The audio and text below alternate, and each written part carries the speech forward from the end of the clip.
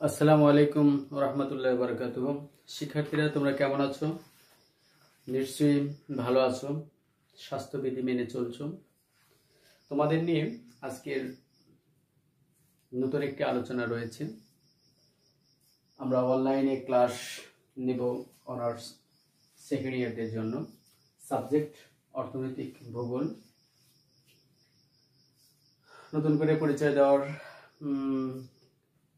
কিছু মনে করছি না, তোমরা জানো। আজকে আমাদের আলোচনার বিষয় হবে অর্থনৈতিক কর্মকাণ্ড নিয়ে। ইকোনমিক অ্যাক্টিভিটিস অত্যন্ত গুরুত্বপূর্ণ একটি অধ্যায় অনার্স সেকেন্ড ইয়ারদের জন্য। অর্থনৈতিক ভূগোলের অন্যতম একটি অধ্যায়। এই অধ্যায়ে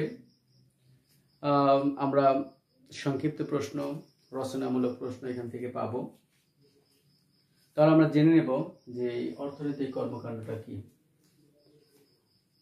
এটার সহজ যেটা আমরা বুঝি, ইকোনমিক অ্যাক্টিভিটিস অর্থনৈতিক কর্মকাণ্ড, অর্থাৎ অর্থের সাথে সম্পর্ক রেখে যেসব কাজ সংশ্লিষ্ট হবে বা মানুষ করবে সেগুলোকে আমরা বলছি হচ্ছে অর্থনৈতিক কর্মকাণ্ড। তোমরা জানো যে মানব সভ্যতার শুরু থেকে বর্তমান পর্যন্ত মানুষ কোনো না কোনো কিছু করে তাদের জীবন জীবিকা নির্বাহ করছে।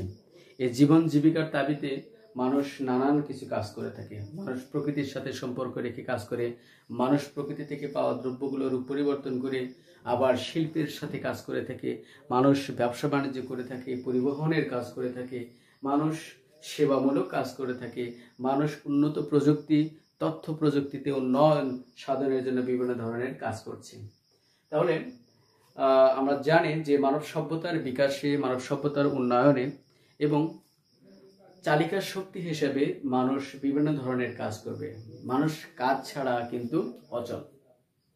তোমরা জানো যে এখন যেমন তোমরা ঘরে বসে আছো, ঘরে বসে থাকলে কিন্তু কাজ হবে না। ঘরে বসে থেকে তোমাদের এই পড়াশোনাগুলো চালিয়ে যেতে হবে, তবে তোমাদের এই পড়াশোনা সচল থাকবে। তাহলে এখানে দেখো যে আমরা এই ইকোনমিক অ্যাক্টিভিটিসটা মানুষের শুধু নিজের জন্য নয়, পরিবারের হতে পারে, দেশের হতে পারে, সামগ্রিকভাবে অর্থ উপার্জনের উদ্দেশ্যে মানুষ যেসব কাজ করবে সেগুলোকে আমরা বলছি হচ্ছে অর্থনৈতিক কর্মকাণ্ড। তাহলে অর্থনৈতিক কর্মকাণ্ড কি? যে মানুষ জীবিকা নির্বাহের জন্য যেসব কাজ করবে তাকে বলা হচ্ছে অর্থনৈতিক কর্মকাণ্ড। এখানে আমরা প্রামাণ্য সংজ্ঞাতে যেটা দেখব, যে দেখো যে অধ্যাপক সিরাজুল ইসলাম চৌধুরী ইনি বলেছেন যে পণ্য সামগ্রী ও সেবার উৎপাদন, বিনিময় এবং ব্যবহারের সাথে সম্পর্কযুক্ত যে কোনো মানবীয় আচরণের বহিঃপ্রকাশই আমরা বলছি অর্থনৈতিক কর্মকাণ্ড। এরকম সংজ্ঞায় টি.ডব্লিউ. আলেকজান্ডার ইনি বলেছেন যে পৃথিবী পৃষ্ঠের কোনো কিছুর উৎপাদন, বিনিময় এবং ভোগ বা ব্যবহারের সাথে সম্পর্কযুক্ত মানুষের যাবতীয় কর্মকাণ্ডই হলো অর্থনৈতিক কর্মকাণ্ড। ইংরেজিতে আমরা একটা সংজ্ঞা দিতে পারি। প্রফেসর থমাস এর মতে economic activity is a function of production, consumption and exchange. এখানে উৎপাদন, ভোগ এবং বিনিময়ের সাথে সম্পর্কযুক্ত কাজ যেগুলো, এগুলোকে আমরা বলছি হচ্ছে অর্থনৈতিক কর্মকাণ্ড। তাহলে আমরা সংজ্ঞা বুঝতে পারলাম, ঠিক আছে? সংজ্ঞাটা আবারও বলি, যে মানুষ জীবিকা নির্বাহের জন্য যেসব কাজ করবে, এটা প্রত্যক্ষভাবে হতে পারে, পরোক্ষভাবে হতে পারে। তাহলে মানুষ প্রত্যক্ষভাবে বা পরোক্ষভাবে জীবিকা নির্বাহের জন্য বা অর্থ উপার্জনের উদ্দেশ্যে যেসব কাজ করবে তাকে আমরা বলছি অর্থনৈতিক কর্মকাণ্ড। এখন আমরা এর বৈশিষ্ট্য দেখব। দেখো, বৈশিষ্ট্যের মধ্যে আমরা দেখছি হচ্ছে ব্যয়বহুলতা, বিনিময় যোগ্যতা, মূল্য যোগ্যতা, স্থানান্তর যোগ্যতা, আরেকটা আছে নিয়ন্ত্রণ যোগ্যতা। ব্যয়বহুলতা অর্থাৎ মানুষ যেসব কাজ করে উপার্জন করবে বা যেগুলো স্থাপনা তৈরি করবে অথবা তার কর্মদক্ষতার বলে যেগুলো অর্জন করবে, সেগুলোর অবশ্যই কি থাকবে? ব্যয়বহুলতা থাকবে। যেমন মানুষ কৃষি কাজ করে ধান উৎপাদন করলো, তাহলে এই ধানটা সে বিক্রি করবে, বিক্রি করলে তা থেকে অর্থ উপার্জন করতে পারবে। এবং আবার আছে কি বিনিময় যোগ্যতা। বিনিময়টা কি? যে মানুষের উৎপাদিত পণ্য, মানুষ ভোগের পর অতিরিক্ত যে পণ্যটা থাকে সেটা সাধারণত সে বিক্রি করার জন্য বাজারজাত করে। তাহলে এই পণ্যটা বিক্রি করে সে অন্য কিছু পেতে পারে, অর্থ পেতে পারে, বা তার বিনিময়ে অন্য কোনো শস্য পেতে পারে। এটাকে আমরা বলছি হচ্ছে বিনিময় যোগ্যতা। মূল্য যোগ্যতা থাকবে, অর্থাৎ যে পণ্যটি সে উৎপাদন করবে তার অবশ্যই মূল্য থাকবে। স্থানান্তর যোগ্যতা, অর্থাৎ যেসব পণ্য সামগ্রী উৎপাদিত হবে, সেটা ধান হোক, গম হোক, আকরিক লৌহ থেকে বিভিন্ন ধরনের যেগুলো লৌহের সামগ্রী তৈরি করবে, সেগুলোর অবশ্যই কি থাকবে? স্থানান্তর যোগ্যতা থাকবে। অবশ্য স্থানান্তর যোগ্যতা ছাড়াও সেটা অর্থনৈতিক কর্মকাণ্ডের অর্থাৎ বৈশিষ্ট্য হতে পারে। যেমন মানুষের সম্পত্তি অথবা তার বাড়ি অথবা তার জায়গা, এগুলো স্থানান্তর যোগ্যতা না হলেও এটা হস্তান্তরযোগ্য হয়, যার কারণে এটাকে আমরা অর্থনৈতিক কর্মকাণ্ড বলতে পারি। এরপর আছে নিয়ন্ত্রণ যোগ্যতা। নিয়ন্ত্রণ যোগ্যতাটা কি? যে এইসব পণ্য সামগ্রীর ব্যয় বা আয় অথবা এর উপরে যে ভর্তুকি, বিভিন্ন ধরনের অর্থনৈতিক যে সামগ্রীগুলো আছে বা অর্থনৈতিক যে মূল্য আছে, তার জন্য কি থাকবে? নিয়ন্ত্রণ যোগ্যতা থাকবে, যে কখনো দাম কম হতে পারে, কখনো বেশি হতে পারে, এই ধরনের আর কি। ঠিক আছে, আমরা এখান থেকে বৈশিষ্ট্য বুঝতে পারলাম। এরপর আমরা দেখব যে ইকোনমিক অ্যাক্টিভিটিসের ক্লাসিফিকেশন। এটা আমরা এক্সাম্পল সহকারে বুঝিয়ে দেব। পরীক্ষাতে আসে যে অর্থনৈতিক কর্মকাণ্ডের সংজ্ঞা দাও, অর্থনৈতিক কর্মকাণ্ডের শ্রেণী বিভাগ উদাহরণ সহ ব্যাখ্যা করো। আমরা এখানে দেখব, আমরা এই অংশটুকু একটু মুছে দেব।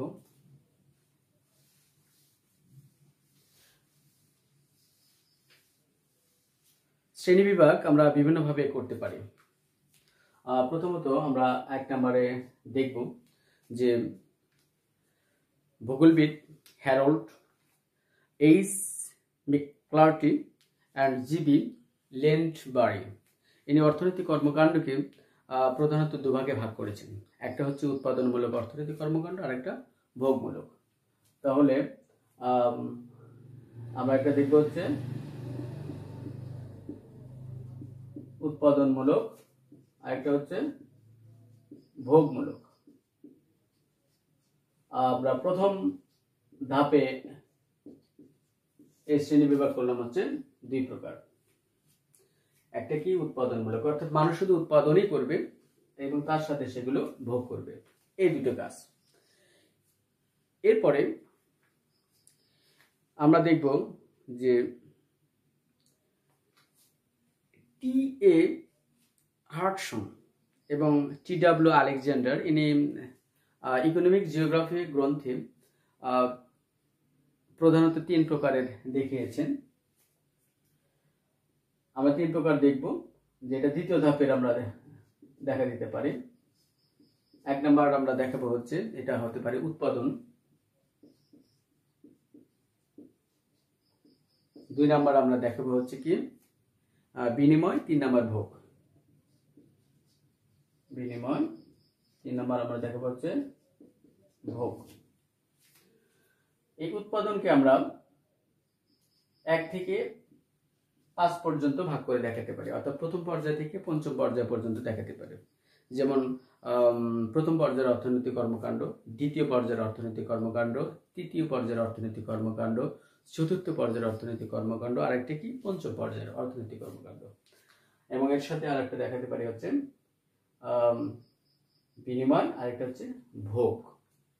এরপরে আমরা দেখব প্রখ্যাত ভূগোলবিদ প্রফেসর সিরাজুল ইসলাম চৌধুরী ইনি অর্থনৈতিক ভূগোল গ্রন্থে অর্থনৈতিক কর্মকাণ্ডকে 3 ভাগে ভাগ করেন। আমরা তৃতীয় ধাপে দেখতে পারি আর কি 1, 2 আর একটা হচ্ছে 3। এটা হচ্ছে প্রথম পর্যায়, একটা হচ্ছে দ্বিতীয় পর্যায়, একটা হচ্ছে তৃতীয় পর্যায়। তাহলে প্রফেসর সিরাজুল ইসলাম চৌধুরী তার অর্থনৈতিক ভূগোল গ্রন্থে কি করেছেন? অর্থনৈতিক কর্মকাণ্ডকে 3 ভাগে ভাগ করেছেন। প্রথমটা আমরা বলতে পারি প্রথম পর্যায়ের অর্থনৈতিক কর্মকাণ্ড, তারপর দ্বিতীয় পর্যায়ের অর্থনৈতিক কর্মকাণ্ড, এরপর তৃতীয় পর্যায়ের অর্থনৈতিক কর্মকাণ্ড। এরপরে আমরা এগুলো থেকে সামগ্রিকভাবে, অর্থাৎ মানুষের চাহিদা বলো, আকাঙ্ক্ষা, হতে পারে পণ্যের আকার অথবা সেবার মান অনুসারে অর্থনৈতিক কর্মকাণ্ডকে আমরা 5 ভাগে ভাগ করতে পারি, অর্থাৎ সামগ্রিকভাবে সবগুলো থেকে সামগ্রিকভাবে আমরা 5 ভাগে ভাগ করে দেখাবো।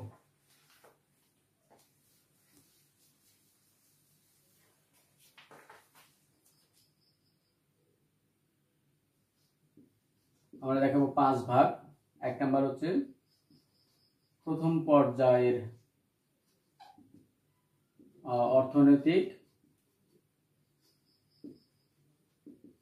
কর্মকাণ্ড, 2 নাম্বার হচ্ছে দ্বিতীয় পর্যায়ের অর্থনৈতিক কর্মকাণ্ড, 3 নাম্বার হচ্ছে তৃতীয় পর্যায়ের অর্থনৈতিক কর্মকাণ্ড, 4 নাম্বার চতুর্থ পর্যায়ের অর্থনৈতিক কর্মকাণ্ড, 5 নাম্বার হবে পঞ্চম পর্যায়ের অর্থনৈতিক কর্মকাণ্ড। তাহলে আমরা ক্লাসিফিকেশন দেখলাম। সবশেষে আমাদের মূল ধারণা এটাই দাঁড়ালো যে অর্থনৈতিক কর্মকাণ্ডকে আমরা 5 ভাগে ভাগ করতে পারি। এখানে আমরা দেখব একটা একটা করে প্রথম পর্যায়ের অর্থনৈতিক কর্মকাণ্ডটা কি।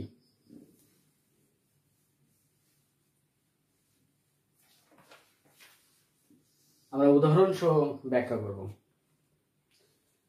এটাকে আমরা বলছি যে মানুষ সরাসরি প্রকৃতির সাথে সম্পর্ক যুক্ত হয়ে যেসব কাজ করবে, তাহলে কি হবে?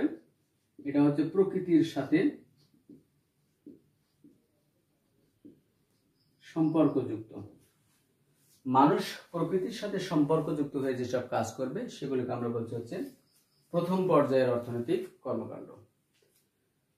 এই কাজগুলো মানুষের কৃষিকাজ হতে পারে, পশুপালন হতে পারে, খনিজ সম্পদ উত্তোলন হতে পারে, বন থেকে কাঠ সংগ্রহ হতে পারে, কাঠ চেরাই হতে পারে, মৎস্য শিকার হতে পারে, বা মাছ চাষ আমরা বলতে পারি, ঠিক আছে।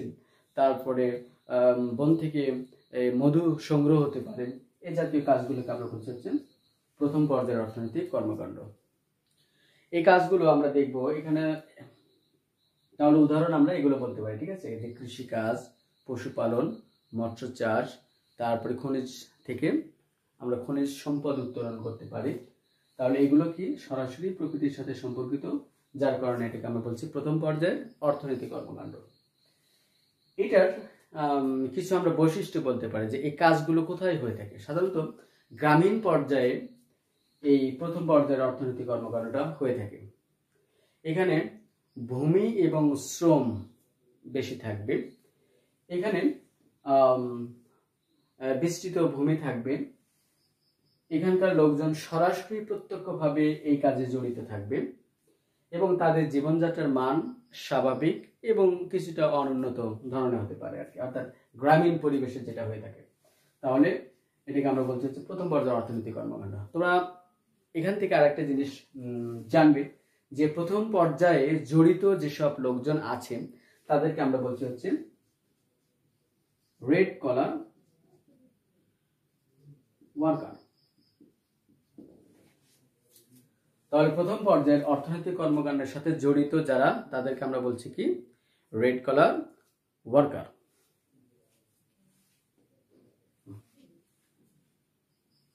এরপরে আমরা আসবো দ্বিতীয় পর্যায়ের অর্থনৈতিক কর্মকাণ্ড।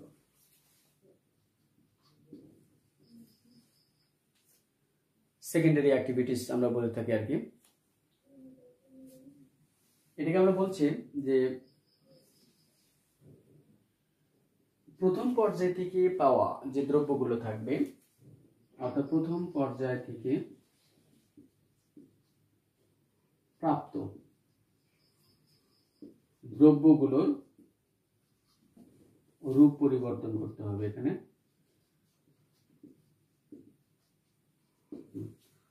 প্রথম পর্যায় থেকে যে দ্রব্যগুলো পাবে, যেমন কৃষিকাজ করলে মানুষ সেখান থেকে ধান পায়, গম পায়, বা জব অথবা ভুট্টা এই জাতীয় শস্য পেতে পারে, অথবা খনিজ সম্পদ পেতে পারে, অথবা পশুপালন থেকে চামড়া পেতে পারে।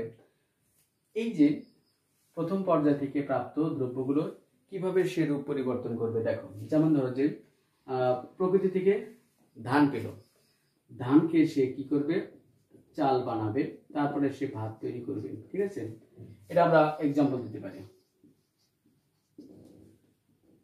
আবার প্রকৃতি থেকে গম পেল, গম থেকে আটা অথবা ময়দা, এখান থেকে সে রুটি তৈরি করতে পারে বা বিস্কিট বা যে ধরনের খাবার তৈরি করুক, এটা তার একটা শিল্প। এরপরে দেখো, যেমন পশু থেকে আমরা চামড়া পেতে পারি, চামড়া থেকে আমরা জুতা তৈরি করতে পারি, ঠিক আছে। আবার আমরা তুলা থেকে সুতা পাই, সুতা থেকে আমরা বস্ত্র তৈরি করি। এইগুলো রূপ পরিবর্তন করা হচ্ছে। দেখো যে ধান থেকে চাল, চাল থেকে ভাত, এই যে একটা রূপ পরিবর্তন হয়ে গেল, ঠিক আছে। গম থেকে আটা ময়দা অথবা এখান থেকে রুটি, পশু থেকে চামড়া, এখান থেকে জুতা, তুলা থেকে সুতা বা বস্ত্র, অথবা দুধ থেকে পনির, ঘি, মাখন, এই জাতীয় খাবার তৈরি করা হচ্ছে। তাহলে এটার মূল কাজ থাকবে হচ্ছে শিল্পের কাজ,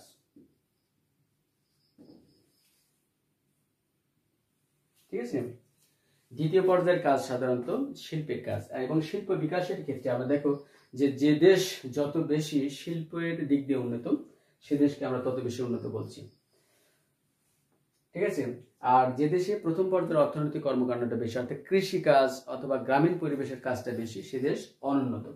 সেজন্য বলা হচ্ছে যে অর্থনৈতিক হাতিয়ার, যেটা আমরা বলছি, যে যারা প্রথম পর্যায়ে বাদ দিয়ে দ্বিতীয় এবং তৃতীয় পর্যায়ের কাজগুলো করবে, তাদেরকে আমরা অর্থনৈতিক দিক দিয়ে উন্নত এবং শক্তিশালী রাষ্ট্র বলছি, ঠিক আছে। উদাহরণ আমরা দিলাম। এবং এইটা আমাদের শহর বা নগর ভিত্তিক হতে পারে। বৈশিষ্ট্যের মধ্যে আমরা আসবো, যেটা কোথায় হবে, শহর ভিত্তিক হতে পারে, নগর ভিত্তিক হতে পারে। এবং এখানে আমরা দেখব যে শহরে সাধারণত বসতিগুলো খুব ঘন বসতি যেখানে হয়, এবং এটা বড় বড় দালান কোঠা হতে পারে। এখানে শিল্পের বিকাশের জন্য বিভিন্ন ধরনের কলকারখানা তৈরি হতে পারে। এখান থেকেই আমরা এই রূপ পরিবর্তনের বিভিন্ন ধরনের দ্রব্য সামগ্রী পেতে পারি। এরপরে আমরা আসবো তৃতীয় পর্যায়ের অর্থনৈতিক কর্মকাণ্ড। আরেকটা কথা বলে নিই যে এই দ্বিতীয় পর্যায়ের যারা অর্থনৈতিক কর্মকাণ্ডের সাথে জড়িত থাকবে, তাদেরকে আমরা বলছি হচ্ছে ব্লু কালার ওয়ার্কার।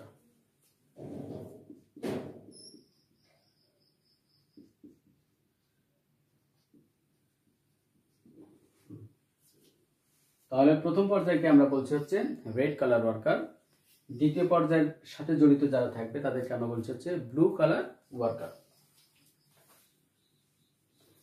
এরপরে আমরা আসবো তৃতীয় পর্যায়ের অর্থনৈতিক কর্মকাণ্ড।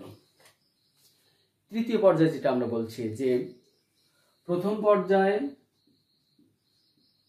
আর হচ্ছে দ্বিতীয় পর্যায়ে, এই দুটা থেকে যে আমরা দ্রব্যগুলো পাই, একে বিনিময়যোগ্যতা বা গ্রহণযোগ্যতা বাড়ানো অথবা সম্প্রসারণের জন্য অথবা গতিশীলতা করার জন্য আমরা যে কাজগুলো করে থাকি, এক্ষেত্রে পরিবহন এবং ব্যবসা বাণিজ্য কাজ করে থাকি। অর্থাৎ প্রথম এবং দ্বিতীয় পর্যায়ের থেকে প্রাপ্ত যে দ্রব্যগুলো থাকবে, একে গতিশীল এবং সম্প্রসারণ করার জন্য যেসব কাজ নিয়োজিত, এগুলিকে আমরা বলছি হচ্ছে তৃতীয় পর্যায়ের অর্থনৈতিক কর্মকাণ্ড। এটাকে আমরা বলছি হচ্ছে টারশিয়ারি অ্যাক্টিভিটিস, ঠিক আছে। তাহলে এখানে আমরা দেখব যে কি কি থাকবে, ব্যবসা বাণিজ্য, তারপরে পরিবহন,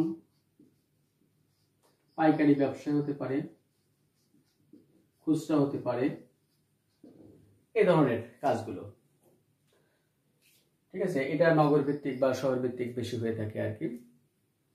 আর এখানে আমরা দেখব যে পরিবহন এবং যোগাযোগের ক্ষেত্রে অবশ্যই রাস্তা বা যোগাযোগ ব্যবস্থা যদি উন্নত হয়, তাহলে সেখানে দেখা যায় যে পণ্যদ্রব্য পরিবহন বা গতিশীল করার জন্য অবশ্যই এটা ভালো সম্প্রসারণ হয় এবং সহজেই বিনিময় যোগ্যতা বৃদ্ধি করা যায়। যে প্রথম এবং দ্বিতীয় পর্যায় থেকে যে দ্রব্যগুলো পাবে মানুষ, এগুলোকে পৃথিবীর বিভিন্ন প্রান্তে অথবা দেশের এক জায়গা থেকে আরেক জায়গায় এই ব্যবহারযোগ্যতা বাড়ানোর জন্য বা সম্প্রসারণ করার জন্য কি থাকবে, তৃতীয় পর্যায়ের অর্থনৈতিক কর্মকাণ্ড। এটা এদের সঙ্গে নিয়োজিত যারা থাকবে এদেরকে আমরা বলছি যে pink colour worker, pink colour worker. ঠিক আছে, তৃতীয় পর্যায়ের অর্থনৈতিক কর্মকাণ্ডের সাথে যারা জড়িত থাকবে তাদেরকে আমরা বলছি যে পিঙ্ক কালার ওয়ার্কার। এরপরে আমরা আসবো চতুর্থ পর্যায়ের অর্থনৈতিক কর্মকাণ্ড। এটা একটু ভিন্ন ধর্মের। আমরা দেখব যে সরাসরি সেবামূলক কর্মকাণ্ডে জড়িত কর্মকাণ্ডই হচ্ছে চতুর্থ পর্যায়ের অর্থনৈতিক কর্মকাণ্ড। এখানে মানুষ তার বুদ্ধি, তার মেধা, তার যোগ্যতা অথবা তার ব্যবস্থাপনা দ্বারা এই প্রথম, দ্বিতীয় এবং তৃতীয় পর্যায়ের যে কাজগুলো সংগঠিত হবে এগুলোকে তারা কি করবেন, মানুষের কাছে এটা গ্রহণযোগ্যতা বাড়াবে এবং সেটা ব্যবস্থাপনা করবে। এখানে আমরা বিভিন্ন ধরনের কাজ বা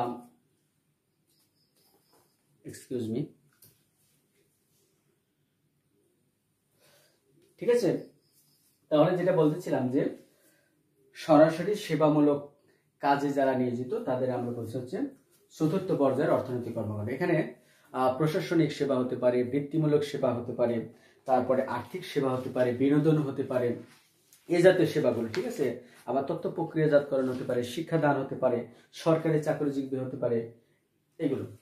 প্রশাসনিক সেবা আমরা যেটা বলছি যে সরাসরি প্রশাসনের কাজে যারা জড়িত থাকবে, এক্ষেত্রে যেমন ধরো যে রাষ্ট্রপতি, প্রধানমন্ত্রী, তারপরে পার্লামেন্টের বিভিন্ন সদস্য, মন্ত্রী, সচিব, জেলা প্রশাসক, জজ, ম্যাজিস্ট্রেট, এই ধরনের যারা বিচারক বা পুলিশ কর্মকর্তা থাকবে তাদেরকে আমরা বলছি হচ্ছে প্রশাসনিক সেবা।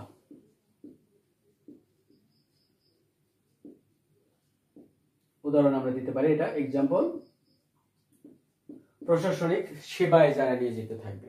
এরপরে দেখো বৃত্তিমূলক সেবা। এই বৃত্তিমূলক সেবায় আমরা বলছি যে যেমন ধরো শিক্ষকতা, ডাক্তারি, তারপরে যারা প্রকৌশলী থাকবে এরা আমরা বলছি হচ্ছে বৃত্তিমূলক সেবা। এরপরে আর্থিক সেবা হতে পারে।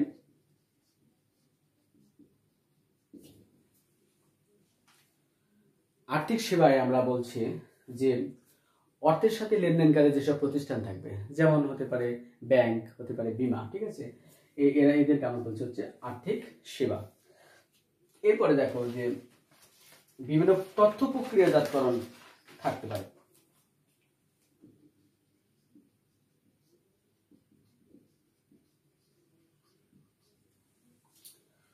তথ্য কিভাবে আমরা প্রক্রিয়াজাতকরণ করি, যেমন কম্পিউটারের মাধ্যমে তথ্য প্রযুক্তি অথবা ইন্টারনেটের মাধ্যমে আমরা তথ্য প্রক্রিয়াজাতকরণ করতে পারি।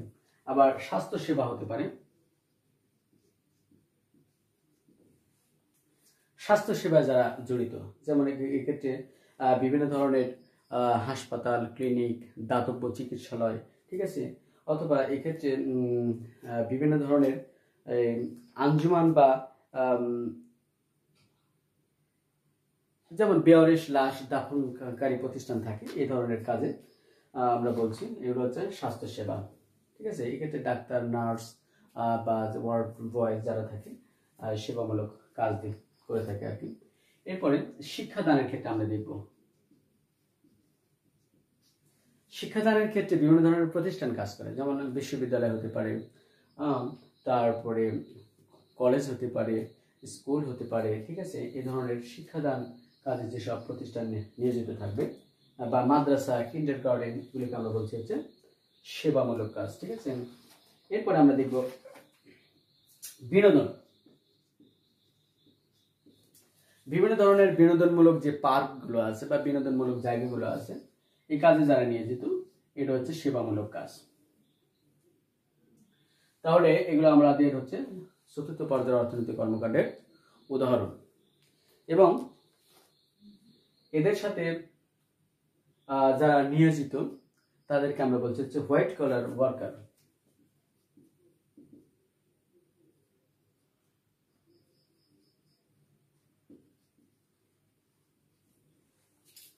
চতুর্থ পর্যায়ের অর্থনৈতিক কর্মকাণ্ডের সাথে নিয়োজিত যারা, তাদেরকে আমরা বলছি হচ্ছে হোয়াইট কালার ওয়ার্কার।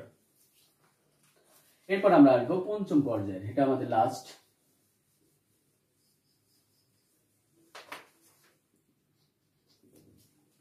পঞ্চম পর্যায়ের অর্থনৈতিক কর্মকাণ্ড। বর্তমানে তথ্য প্রযুক্তির যুগে একটু উন্নত মানের যে সেবাগুলো রয়েছে আর কি, অর্থাৎ এটাকে আমরা বলি হচ্ছে গোল্ড কলার ওয়ার্কার। এই পর্যায়ে যারা নিয়োজিত ব্যক্তিরা থাকবে বা যারা থাকবে তাদেরকে আমরা বলতে হচ্ছে গোল্ড কলার ওয়ার্কার। এক্ষেত্রে আমরা উদাহরণ দেব আর কি, যেমন উন্নত চিকিৎসা, উদাহরণ, ঠিক আছে, বা গবেষণামূলক কাজ, যারা পিএইচডি করছেন গবেষণামূলক, এটা হতে পারে। অথবা হতে পারে গুগলের ক্ষেত্রে দূর অনুধাবন বা জিআইএস অর্থাৎ আরএস, রিমোট সেন্সিং, অথবা হতে পারে হচ্ছে জিআইএস প্রযুক্তি অর্থাৎ জিওগ্রাফিক ইনফরমেশন সিস্টেম। এটাকে আমরা আধুনিক বলছি আর কি, যে আধুনিক কর্মকাণ্ড। বর্তমান তথ্য প্রযুক্তির যুগে যেসব উন্নত চিকিৎসা হচ্ছে, গবেষণামূলক কাজ হচ্ছে, রিমোট সেন্সিং এর কাজ হচ্ছে অর্থাৎ মহাকাশ গবেষণামূলক যেগুলো কাজ, অথবা জিওগ্রাফিক ইনফরমেশন সিস্টেম অর্থাৎ জিআইএস এর কাজ হচ্ছে, এগুলোকে আমরা বলছি হচ্ছে পঞ্চম পর্যায়ের অর্থনৈতিক কর্মকাণ্ড। এবং এদের সাথে নিয়োজিত ব্যক্তিদের আমরা বলছি গোল্ড কলার ওয়ার্কার।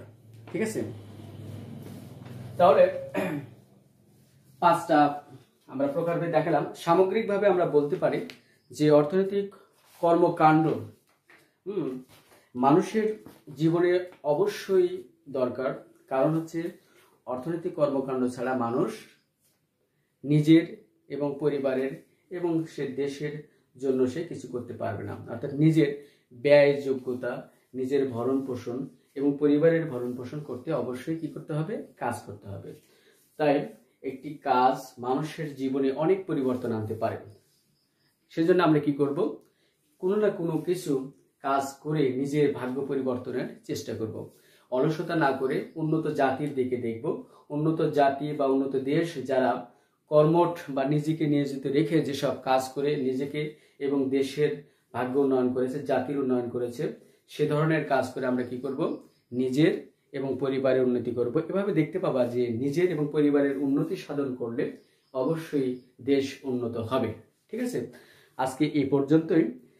তোমরা এই টপিকটা অবশ্যই ভালো করে বই থেকে তোমরা এটা পড়ে নেবে, এবং এটা যদি বারবার তুমি দেখবা যে পরীক্ষাতে তুমি অবশ্যই এই লেকচারের ফলে তুমি অনেক উপকৃত হয়েছো। ঠিক আছে, তাহলে এটা অর্থনৈতিক ভূগোলের অর্থনৈতিক কর্মকাণ্ড শুধু অনার্স সেকেন্ড ইয়ারের নয়, এটি কাজে লাগবে হচ্ছে অনার্স ফার্স্ট ইয়ারের মানবীয় ভূগোলের একটি গুরুত্বপূর্ণ অধ্যায়। আজকে এই পর্যন্ত, আল্লাহ হাফেজ, আসসালামু আলাইকুম, ভালো থাকো সবাই।